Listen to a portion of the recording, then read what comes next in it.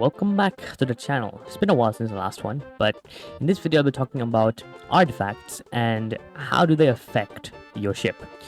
I went over it a bit in the deckhand video, but no, I'm going to go into much more in-depth in this video. So let us begin. Artifacts are something that you get from underwater ruins, and these are things that you can give to your deckhands. I went over this again in my deckhand video, but basically to be able to place an artifact, you need your deckhand to have high loyalty. And to get high loyalty, you need to give them gifts like items. Items that they like depending on their outfit. So because of that, you need to get the item that they need, give it to them, and they'll slowly level up. There's around 5 different stages. I'm not entirely sure what it is. Can't remember. But I have all of my deckhands maxed out with dedicated. Literally every single one. Not all of them are legendary yet, but I'm working on that. And let me just upgrade this one. I think I can. Yep. That being said, let's talk about what do each artifact does, or what do they do exactly.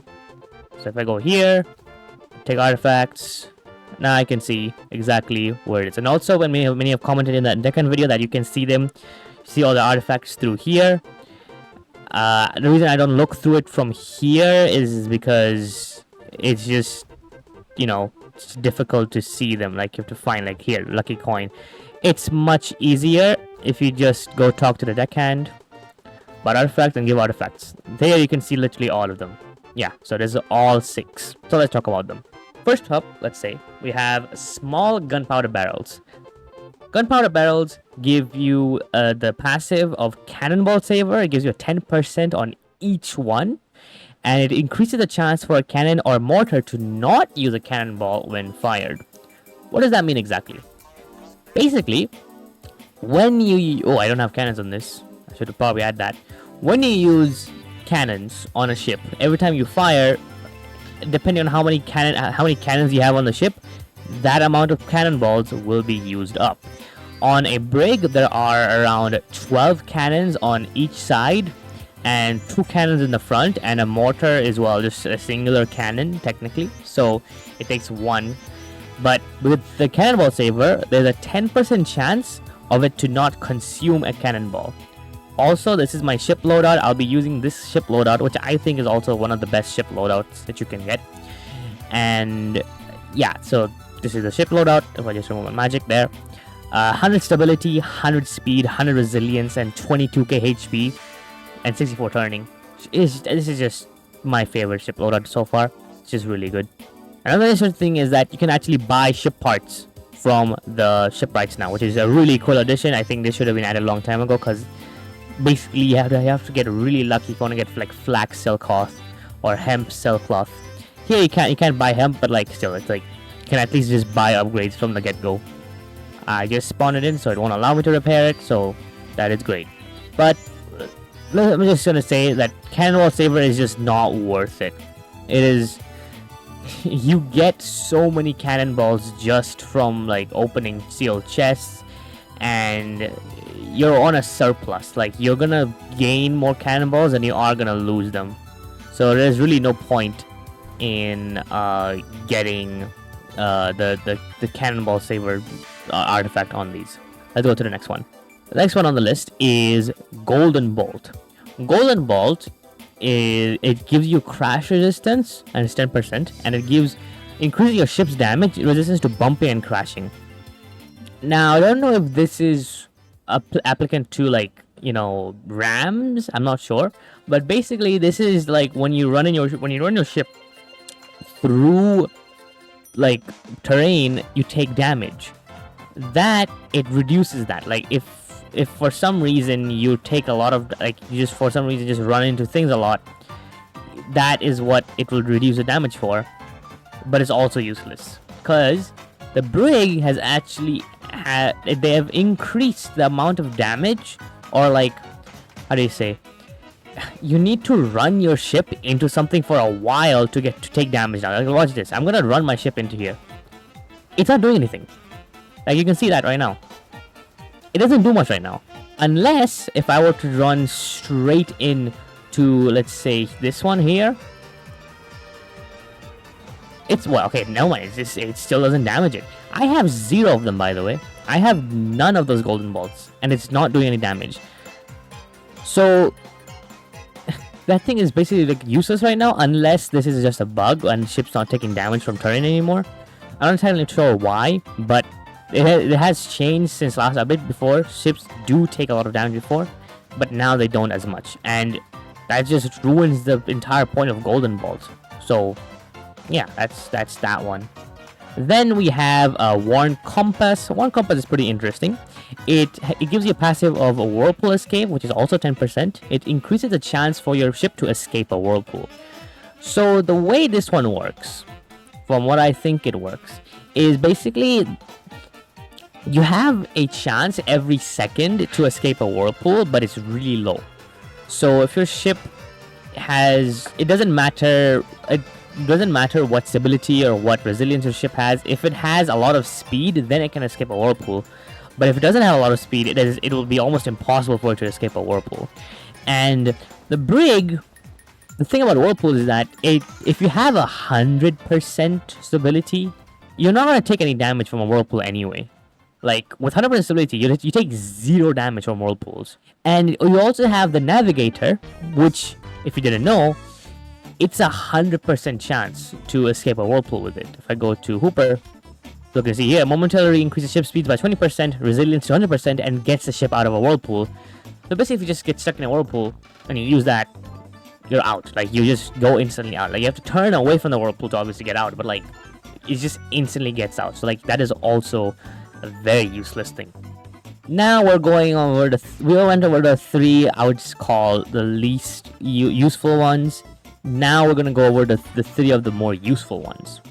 First one, we have a lucky coin, an ancient coin that was found inside an underwater chest, obviously, and it gives you looting.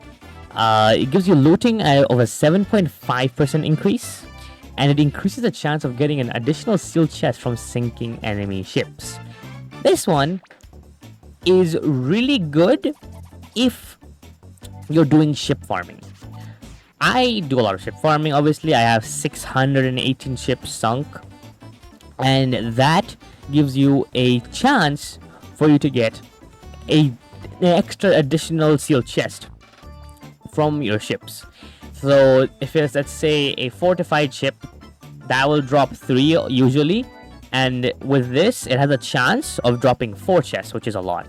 And same for even like lower tier ones. So the normal one drops usually 2 to 1. It can drop 3. Then the reinforced usually drops 2 to 3, and then it can drop 3 to 4. So basically a higher chance of it to drop like chests. As well as, not only does it affect normal NPC ships, it also affects Atlantean ships, which is also cool. I did a lot of testing with Atlantean ships. It took a while because like I got really unlucky on like all like 5 in a row.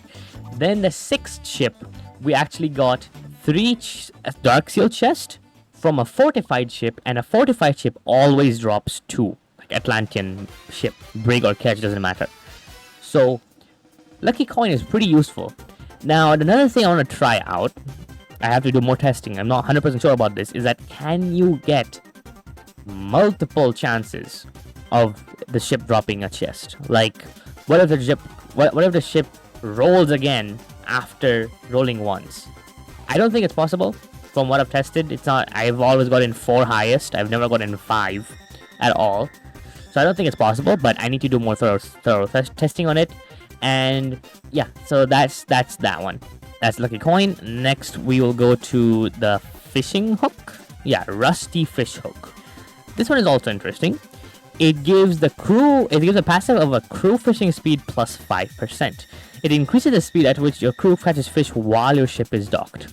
So if you remember from the deckhand video, basically what the new fishing system works on ships is that when your ship is docked, there is a 10 to 20 minute timer for your crew to catch a fish, and they will basically, you'll see on the left, like it'll say like I caught something, or it's like someone caught something. It'll say like they caught something, and then you can just go to the ship and then you can claim your fish. and that usually takes around 10 to 20 minutes. Usually 10. That's what I'm thinking. And it only works when you're docked. So if you let's say you start moving, it'll pause the timer. So the timer will not get reset. It will pause the timer, and then whenever you stop your ship again, it will then continue until it reaches 0, and then you catch a fish. Fine. That's how that one works. With the speed up from the rusty fish hook, that timer of 10 to 20 minutes will be decreased by however many artifacts you use for decreasing it. So it's 5%. So 5% of 10 minutes. So let's just say 10 minutes as seconds. So that's what? 600 seconds. That times 0.95 for one fish hook. That will be 570 seconds. Or a decrease of 30 seconds, which is a lot. And this can go down all the way to 40%, if I believe. So because you can have a total of 8 artifacts on an entire ship, which is mostly the brig. So basically you can speed up that 10 minutes by 40%, meaning it'll be done in 6 minutes. So every 6 minutes, your crew will try to catch a fish, or 6 to 12 minutes, which is just almost twice as fast, which is really good. And yeah, that's a rusty fish hook. To be honest, is it worth running? Absolutely, if you're keeping your ship docked at all times. But if you're gonna use your ship for like moving around and stuff, I wouldn't suggest it, because there's another one I will go about. And another thing to note, we have tested some things with the fishing one, and your ship can actually hold 5 amounts of fish before it's full. So if your fish, if your thing has filled up for, let's say, an hour, okay, and we have all of them with rusty fish hooks, within that hour, it's supposed to catch 10 fish, because 6 minutes, around 6 to 12 minutes. So it's supposed to catch around, like, 5 plus. Basically, just 5 plus fish. Right.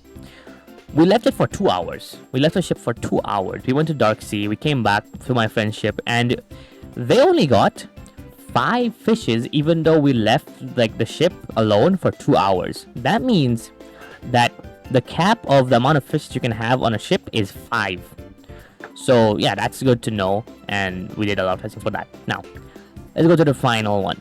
The final, artifact, which is the Frayed lead line.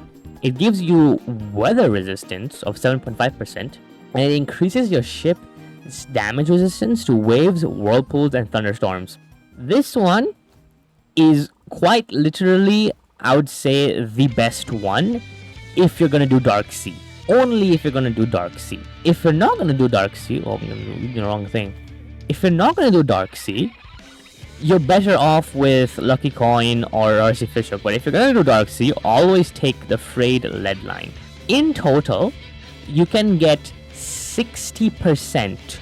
That means it's 60% weather resistance, or just the 60% damage reduction from waves.